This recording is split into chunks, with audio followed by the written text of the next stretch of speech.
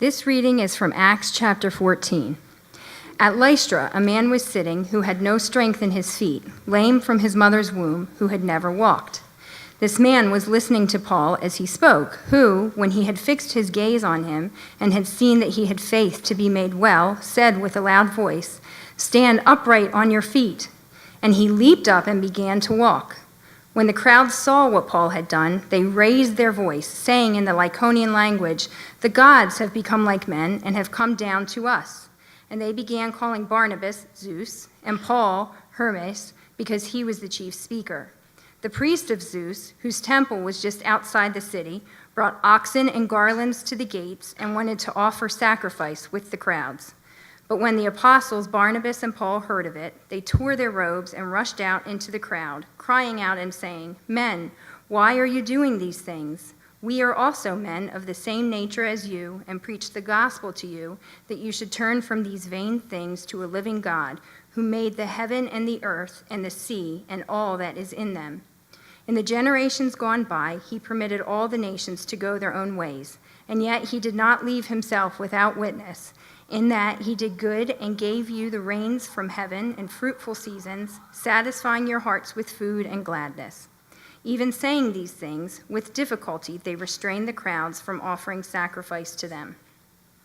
But Jews came from Antioch and Iconium, and having won over the crowds, they stoned Paul and dragged him out of the city, supposing him to be dead.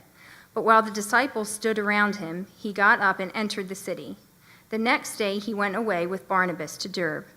After they had preached the gospel to that city and had made many disciples, they returned to Lystra and to Iconium and to Antioch, strengthening the souls of the disciples, encouraging them to continue in the faith, and saying, "Through many tribulations we must enter the kingdom of God." When they had appointed elders for them in every church, having prayed with fasting, they commended them to the Lord in whom they had believed. They passed through Pisidia and came into Pamphylia. When they had spoken the word in Perga, they went down to Italia. From there they sailed to Antioch, from which they had been commended to the grace of God for the work that they had accomplished. When they had arrived and gathered the church together, they began to report all things that God had done with them and how he had opened a door of faith to the Gentiles. And they spent a long time with the disciples. The word of the Lord. Thanks be to God.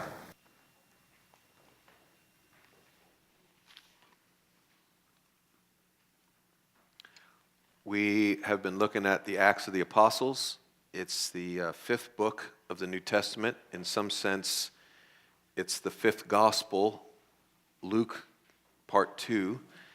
It is the story of how Christianity spread so rapidly through the Roman Empire in the first generation after the death and resurrection of Jesus.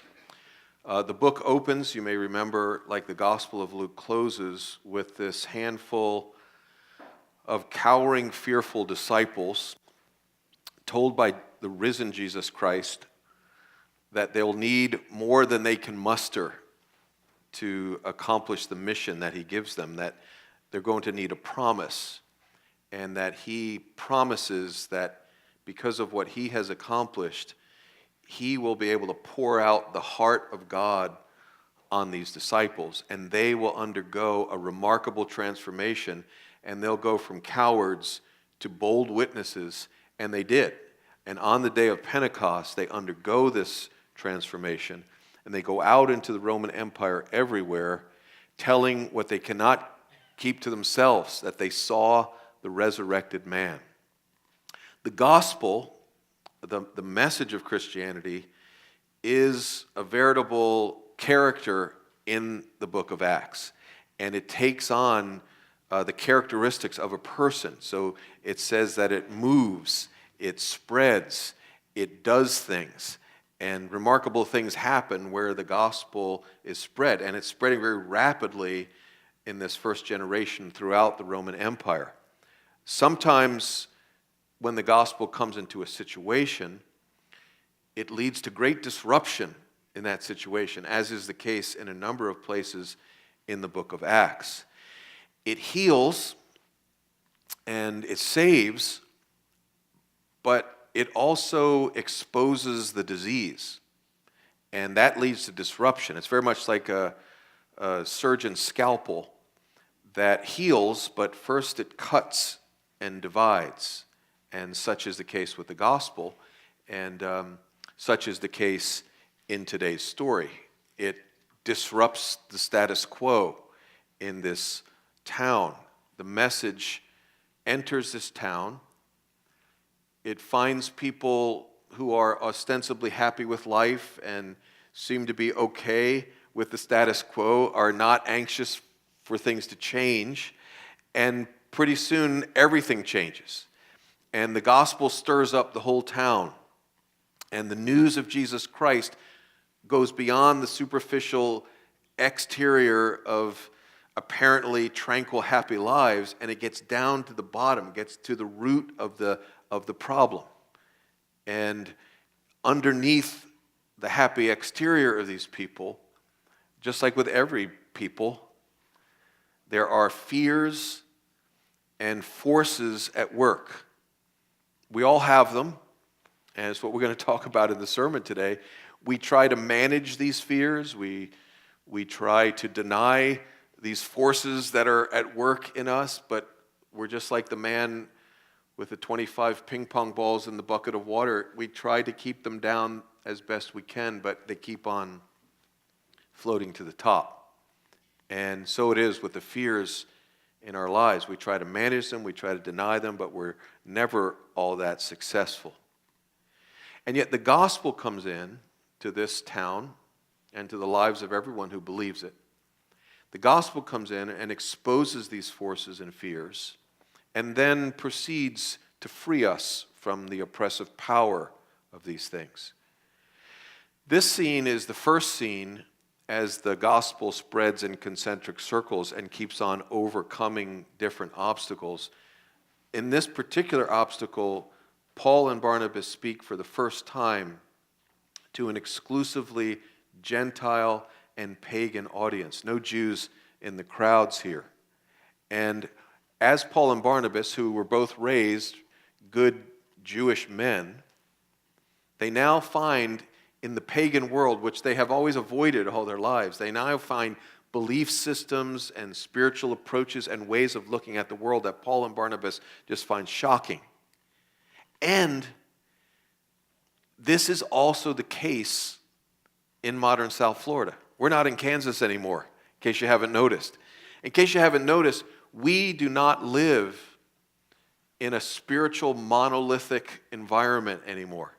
We do not live in a place where people basically believe the same things. We live in a place where there are Hindu temples, for instance, Muslim mosques. Athletes take to themselves Muslim names. All of these things are reminding us as we see psychics on different corners in Hollywood and its environs. All of these things are there to remind us that we are not living in a basically Christian churched culture anymore. Many of you would be able to say, my parents didn't attend church. Even my parents and grandparents didn't attend church. May have belonged to other spiritual traditions outside of Christianity. And so the question we want to ask today is, how are we to think of the Christian message in this brave new world? How are we to hold to the Christian gospel when most of the people around us don't hold to the gospel and may not even be able to speak the same vocabulary about spiritual things, may mean different things than we mean when we talk about particular spiritual words? The gospel and religious pluralism. That's what we want to talk about today. So let's look at, number one, our common dilemma, dust and glory. Our common dilemma, dust and glory. Number two, the blessed interruptions.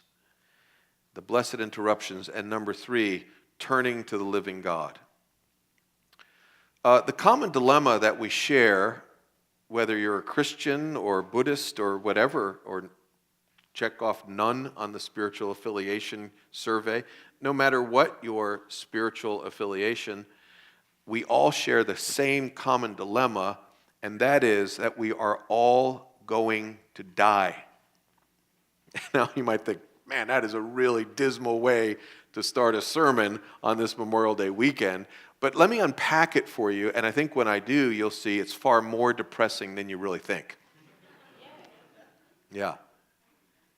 The great book that I have often quoted to this congregation, I was reading it years ago, around my 40th birthday, and it's such an extremely depressing book. I was already at a kind of low point in my life at 40, and staring down the barrel, of the onslaught of death.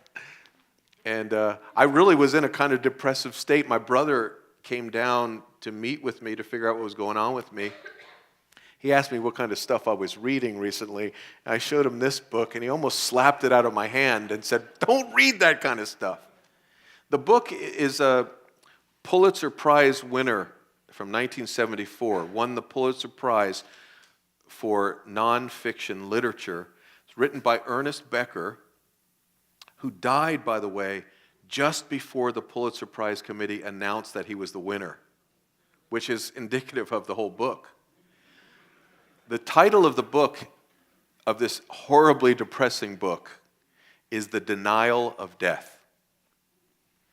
And what Becker does in the book is to marshal some of the great thinkers of human history. Among them, he focuses on Kierkegaard and Sigmund Freud. And he shows from this parade of thinkers the human dilemma.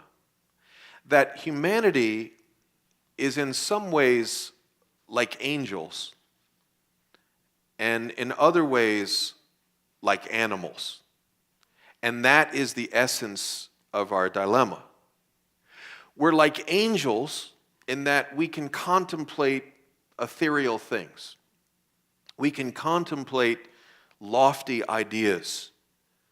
And we're like animals in that we are subject to the laws of physics. We eat, we reproduce, we defecate. And we're always reminded by these things that we're going to die. There's decay within us and without. Zebras don't think about these things. Zebras don't contemplate death. Zebras don't write love songs about heartache and the futility of life. Penguins don't produce great works of art. Penguins are animals, but they're not like angels. And they don't compose symphonies. And they don't meditate on their destiny and the onslaught, the coming of the great beyond. And such is the terrible burden that humanity bears. It is the existential dilemma about which the existential philosophers wrote in the late 1800s and early 1900s. And because this is such a terrible burden for us to bear, Becker says in his book that the most well-adjusted and happy human beings are those who are able to deny reality, to deny death. In other words, the happiest people you may ever meet are people who welcome a low-level insanity into their lives. And they somehow banish from their thinking the idea, the truth, that they're going to die. And if we can only sanitize death and somehow banish it from our thinking, if we can fool ourselves into forgetting that we're going to die, that we're going to be worm food, if we can accomplish that, then we have a shot at being happy. It's hard to do because we're constantly reminded that we are dying. And you might get some help along the way in your attempt to subvert reality. You might get some help along the way by alcohol, by drugs, by hobbies, by other addictions and preoccupations. As long as you don't stop and think, you're okay. But as soon as you begin to contemplate, then depression is at the door. And Becker, who was not a Christian, Becker wasn't the first to think about this dilemma, that we are angels embodied. Blaise Pascal, the Christian mathematician of the 17th century, of course, coming from a Christian perspective, he wrote these very famous words in his book called Pensées, The Thoughts. Know then, proud man, what a paradox you are to yourself. See, we're a paradox. We're angels in the bodies of animals.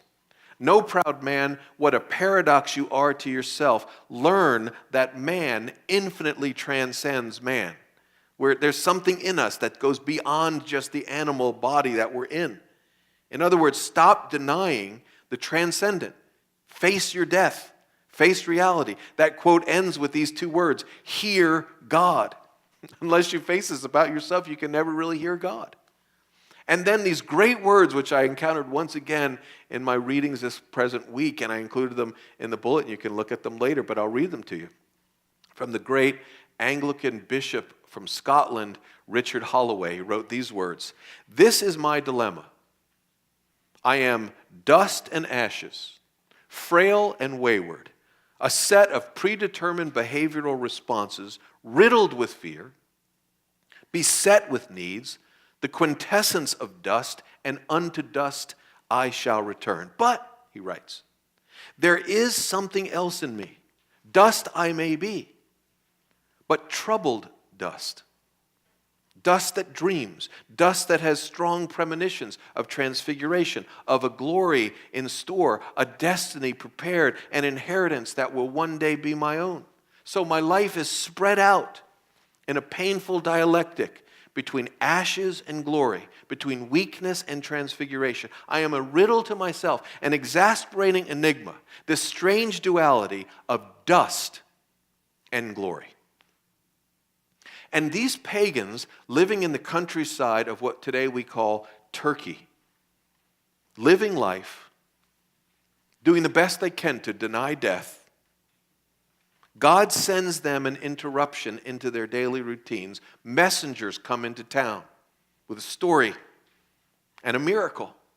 They are the Christian missionaries sent from Antioch, Paul and Barnabas. It's not the first interruption these people have had from God, but this is an interruption they cannot deny.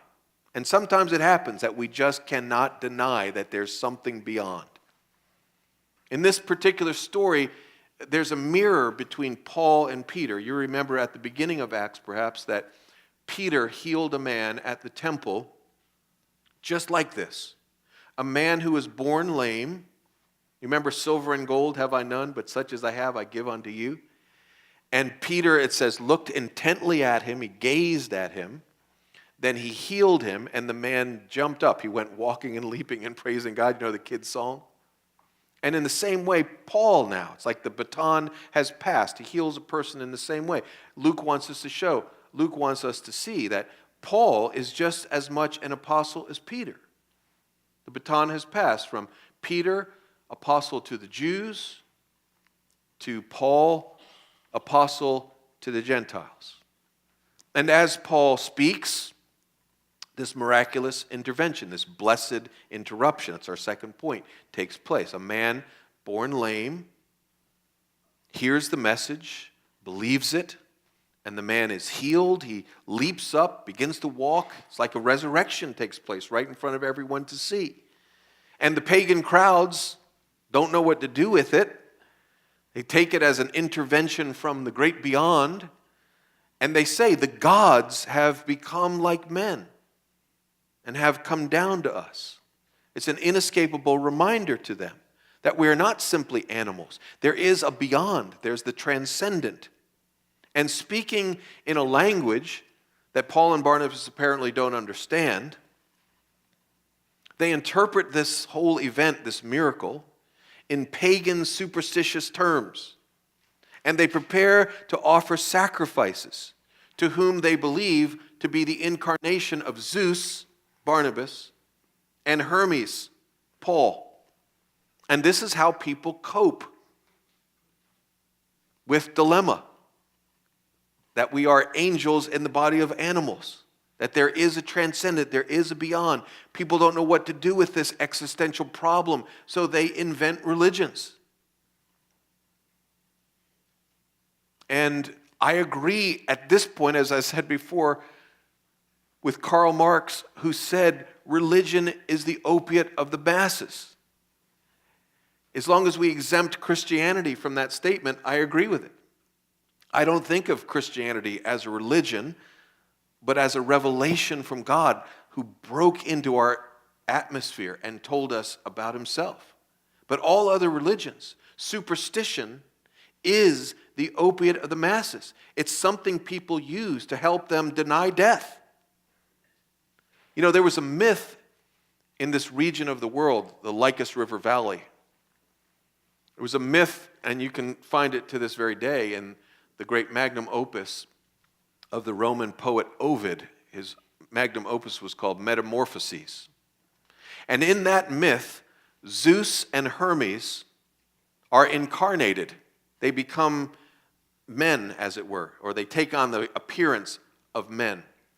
And then Zeus and Hermes go through the Lycus River Valley knocking on doors, looking for someone to offer them hospitality. I think it must have been like South Florida, because they knocked on 1,000 doors and no one let them in. And that's what the myth says. Until they came to one home where an old couple, I think their names were Fred and Dorothy. No, really, it was Philemon and Basius. Philemon and Basius were very hospitable people. And so unbeknownst that they were gods, this couple allowed the gods to come in. They fed them. They allowed them to stay overnight. They did everything they could to make them comfortable. The next day, Zeus and Hermes called a flood into the Lycus River Valley, and all 1,000 homes that rejected them died. But this one couple, their little shack was transformed into a great marble palace, a temple for Zeus and Hermes, and they became the priests, and they were spared. And Paul's audience all would have known that myth, and they didn't want to repeat the same mistake.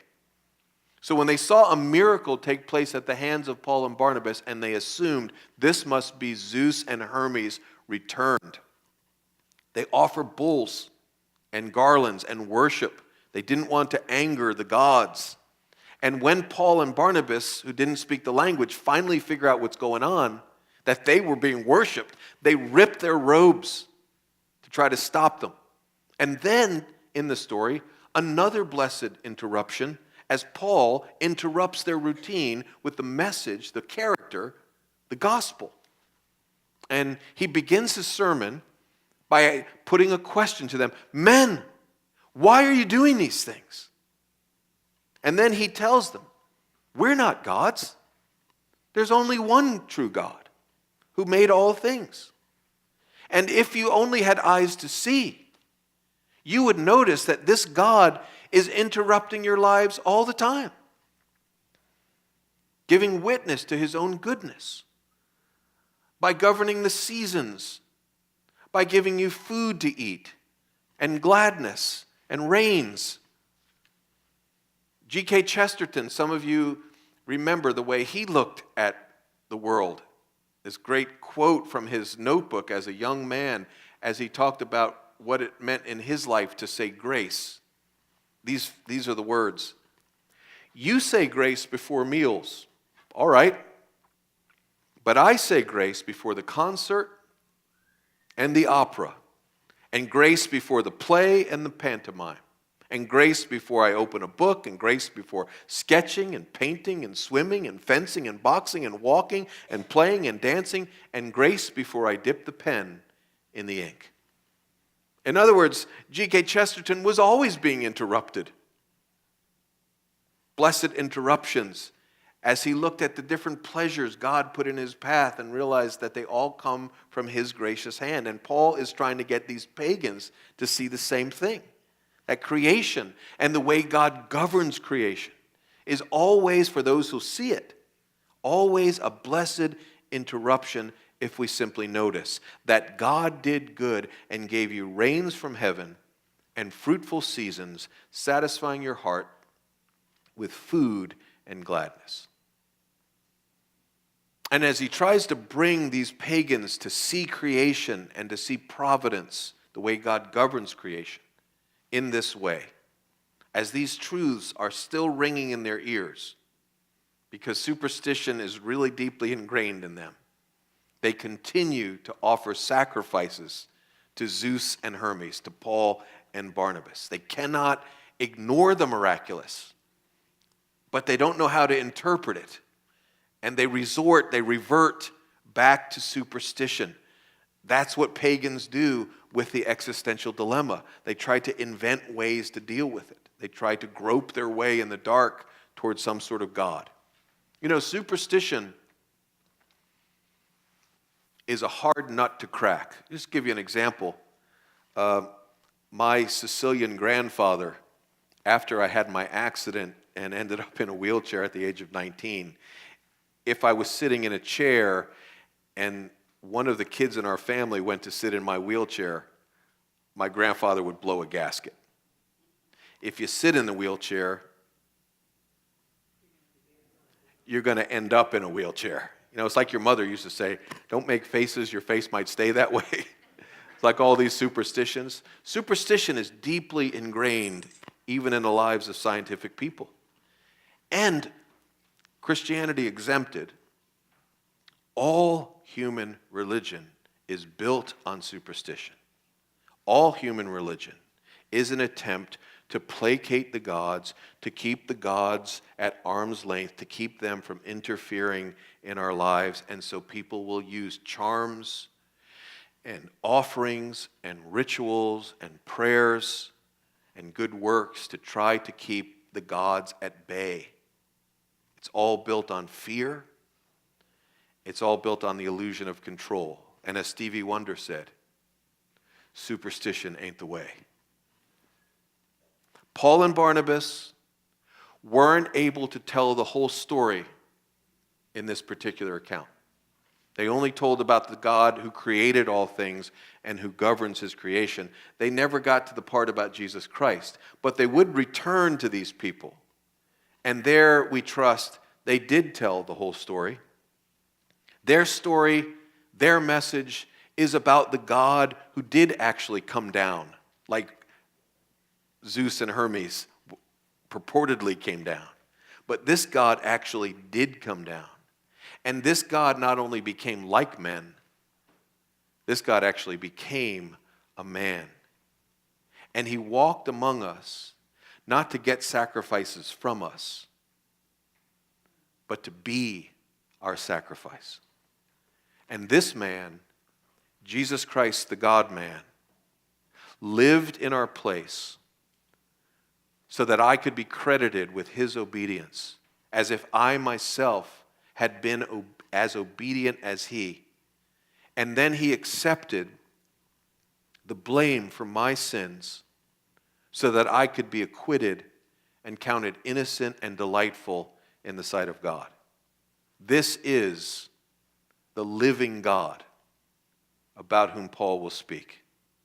This is not the God we invented, but the God who invented us, who made the heavens and the earth, the sea and all that is in them. He allowed the generations to wander, but now he has interrupted us with grace, and he has solved the existentialist dilemma. And then the point of Paul's sermon, verse 15, so that you should turn from these worthless things to a living God. And that's the final point in our sermon today. What do we do with these things? How do we turn it into a turning to a living God? How does this encounter between Paul and Barnabas and raw religion and superstition, how does it inform our lives as we live in this superstitious environment that is South Florida? And how does it inform the life and mission of this church? Well, for one thing, this whole passage really highlights the dilemma experienced by all people. And it really helps us to understand what motivates us and what motivates other people. Isn't it amazing that Paul and Barnabas, who grew up in a kosher environment, always kept themselves separate from them, that is, the Gentiles. But now Paul and Barnabas, under the influence of grace, Paul can stand up in front of these horrible, filthy, sacrificing pagans who don't eat kosher, probably eat pork and everything else. And Paul can look at them without any air of superiority, and he can say this to them: men, we are also men, and we are of the same nature as you.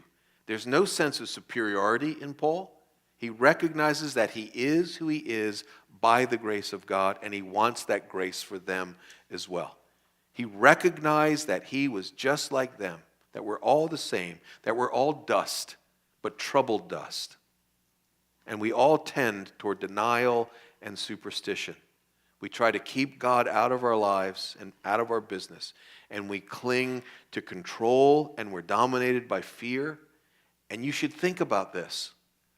When you look at your superstitious neighbors, he shares that dilemma with you.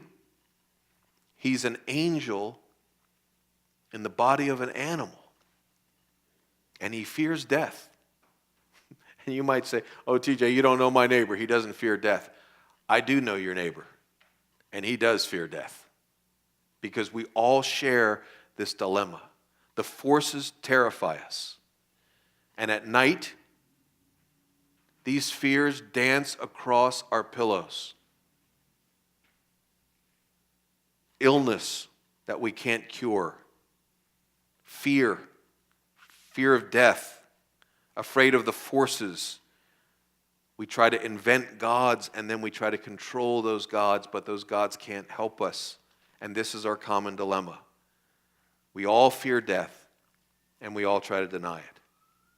Only the living God who made all things and controls all things, the living God who in Jesus Christ died, became a man, died, and rose again, only he can save us, not by denying death, but by actually defeating death on our behalf.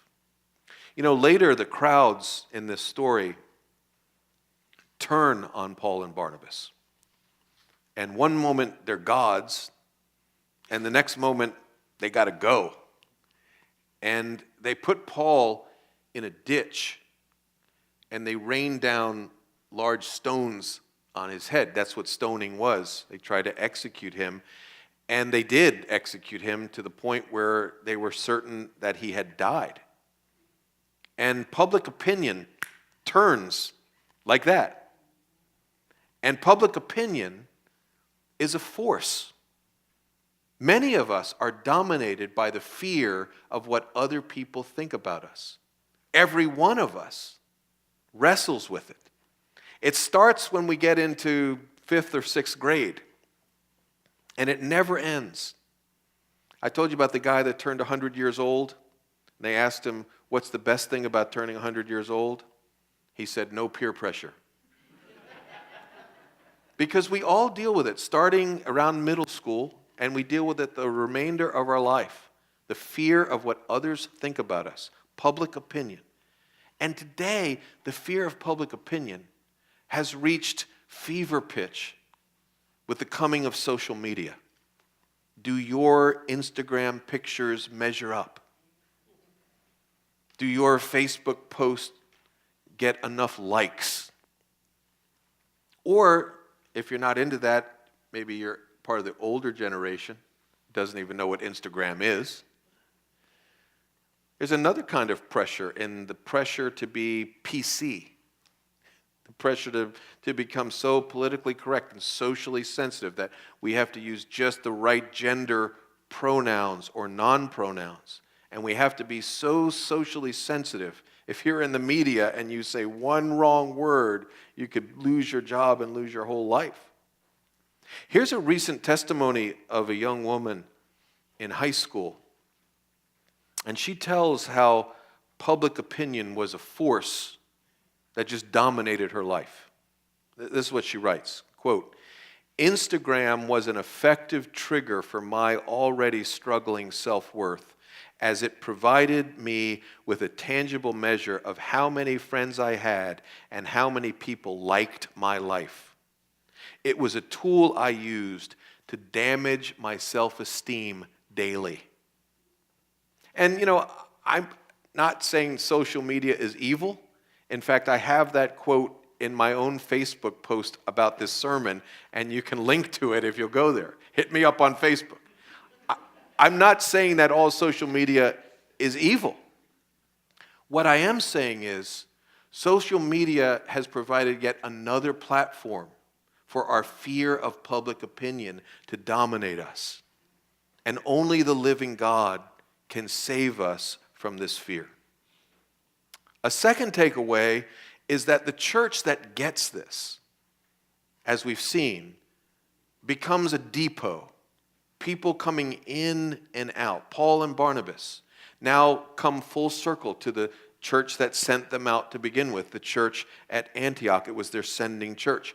And when they get back to their sending church, they whistle, as it were, and the whole church comes together to hear what God is doing to open the door of faith to the Gentiles. The church that gets the gospel realizes it's not Rome that changes the course of world events, and it's not Washington, D.C. that changes the course of world events. It's the gospel being sent out by missionaries into the world. That's what God is doing to change human history. And the church that gets that becomes a missionary sending and receiving depot. Third, when Paul was executed, and they thought that he was dead by having these large rocks thrown down at him, Luke mentions it in one little passing phrase. I don't know if you saw it. They stoned Paul and dragged him out of the city, supposing him to be dead. Period. End of story. If that had happened to me, if I was on a mission trip like we're going to take to Peru this summer and a crowd turned on me and tried to stone me to death, the first thing I would do after I recovered was try to get a book deal. And that's how Christians today quite often respond to even a little bit of suffering. I'm going to tell you how many stitches I got. I'm going to tell you how harrowing it was, and it's going to take me 300 pages or so to do it. Luke mentions it in one passing phrase. Why is that important? Because suffering for being a Christian is a part of the deal. It's just something we all sign on to, even though very few of us experience it on any kind of regular basis. And only when we're saturated by grace and really secure in the gospel do sufferings become what Paul described as light and momentary. Can you imagine Paul having huge boulders thrown down on his head? Later on, he describes it in the phrase, light and momentary difficulties. Only way he could use those words is that he was so secure in the gospel. For him, the existential problem was solved. He knew he was an angel in the body of an animal. But he knew that one day he would be even more glorious than angels themselves. Last, the missionary team didn't get to tell the whole story at first, but they did return. Because just telling people there's a God who created all things and who governs his creation is not enough. Pagans need to hear that quite often. They need to hear what we might call a kind of pre-evangelism message. For instance, they may need to know that God is a person, not simply a force. And many non-Christian superstitions and religions think of God not as a person, but a force. They may need to hear that before they hear that God is not only a creator and a sustainer of all things, but also a redeemer. And we should remember that as we interact with people who are sometimes second and third generation unchurched people and have no idea about the vocabulary that we're using and don't even really know what it means. When we interact with neighbors and friends, we should remember people often require multiple exposures to the gospel in a myriad of ways before they actually turn to the living God. So don't give up on people. Little by little, help them. Put one brick in the wall after another and help them construct the refuge in Christ that they will eventually run into and be saved. And don't give up on your pagan neighbors. And don't give up on yourself. It says of Paul and Barnabas, they returned to these churches, strengthening the souls of the disciples and encouraging them to continue in the faith.